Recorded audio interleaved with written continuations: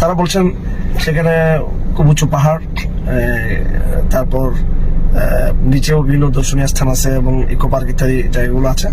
তো পুরো এলাকাতে মুসলমানদের জন্য নামাজ পড়ার কোনো জায়গা নেই। তারা আমাকে যেটা বলছেন সেটা হলো যে মন্দিরের যে জায়গাগুলো আছে, হিন্দুদের যে জায়গা বা ওই এরিয়ার এলাকা বাদ দিয়ে মুসলমানরা যেখানে অনেকে যারা যান ওখানে পর্যটনের জন্য, তাদের সুবিধার্থে একটা ইবাদতখানা বা মসজিদ হওয়া উচিত এবং সেখানে তারা অর্থায়ন করতে চান। আমি তাদের সহজ সে প্রস্তাবকে আমি সমর্থন করে আমি তাদেরকে সাধুবাদ জানিয়েছি এবং একজন মুসলিম হিসেবে আমার দায়িত্ব যে সমস্ত জায়গায় কারো হক নেই। চট্টগ্রাম শহরে হিন্দুদের কিছু জায়গা দখল হয়ে গিয়েছিল, কিছু আশেপাশের ফুটপাতে যারা বসবাস করে তাদের মাধ্যমে এবং অসাধু কিছু ব্যবসায়ের মাধ্যমে। আমি নাম নিয়ে বলতে পারি, চট্টগ্রাম শহরের বিভিন্ন হিন্দু সংস্থা এবং ব্যক্তিবর্গ আমার সাথে যোগাযোগ করেছিলেন।